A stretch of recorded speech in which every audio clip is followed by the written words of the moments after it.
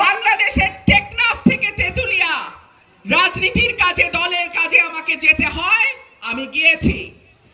আমি কোন এলাকায় এই দুই উপজেলার মতন খারাপ রাস্তাঘাট, খারাপ যোগাযোগ ব্যবস্থা, খারাপ সড়ক অবস্থা, ব্রিজের অবস্থা আমি কোথাও দেখি নাই।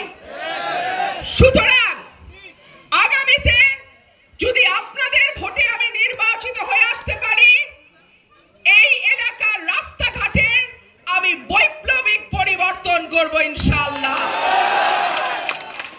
সরাইল এবং আশুগঞ্জ গ্যাসের ঘাঁটি, কিন্তু আমাদের ঘরে কোনো গ্যাস নাই। এইটা আবার কেমন নিয়ম? আমার এখান থেকে গ্যাস সারা বাংলাদেশে যায়, তাহলে আমার ঘরে গ্যাস কোথায়?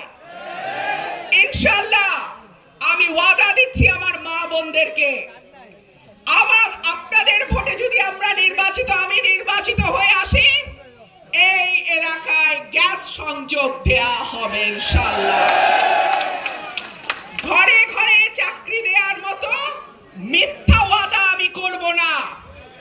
তবে আমার যুবক ভাই, তরুণ ভাইদেরকে আমি প্রশিক্ষণের ব্যবস্থা করব সরকারিভাবে, যাতে তারা ঘরে বসে নিজের ছোট ব্যবসা থেকে নিজের পরিবারকে পরিচালনা করার মতন যথেষ্ট আয় রোজগার নিজেই করতে পারে।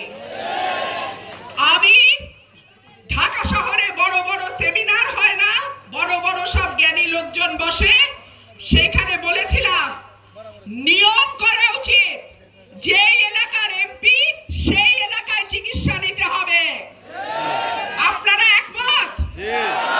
আমি যদি এমপি হই, ব্রাহ্মণবাড়িয়ার বাইরে গিয়ে আমি চিকিৎসা নিতে পারবো না।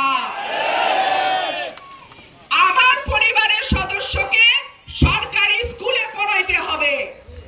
আমাদের অতীতে বড় বড় মন্ত্রী এমপিদের আমরা কি দেখেছি? তাদের চিকিৎসা হয় সিঙ্গাপুরে, ব্যাংককে, লন্ডনে, আমেরিকায়, পারে না তো অন্য আরেকটা গ্রহে চলে যায়। ঠিক কি ঠিক না? আমার এলাকায় আমি নির্বাচিত হলে এটা আমি হরব না, হইতেও আমি দিব না। একজন এমপি যখন লোকাল স্বাস্থ্য কমপ্লেক্সে চিকিৎসা নেবে, তখন ডাক্তার বাধ্য হবে ভালোভাবে চিকিৎসা করতে, প্রশাসন বাধ্য হবে ওষুধগুলো যাতে বিনামূল্যে সরকারি খরচে স্বাস্থ্য কমপ্লেক্স গুলোতে যায় সেই ব্যবস্থা করতে। ঠিক কি ঠিক না?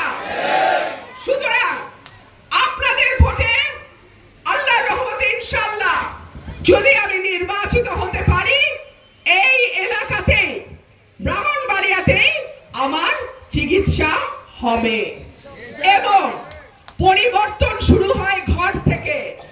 বলা হয় নিজের বাড়ির থেকেই পরিবর্তনটা শুরু করতে হয়।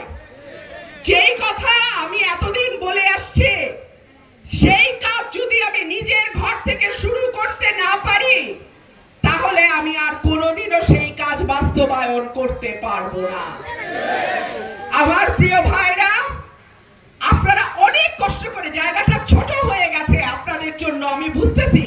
আপনারা দোকানে দোকানে ঢুকে গেছেন আমাদের বক্তব্য শোনার জন্য, আমাদের নেতাদের বক্তব্য শোনার জন্য, আমাদেরকে এক নজর দেখবার জন্য।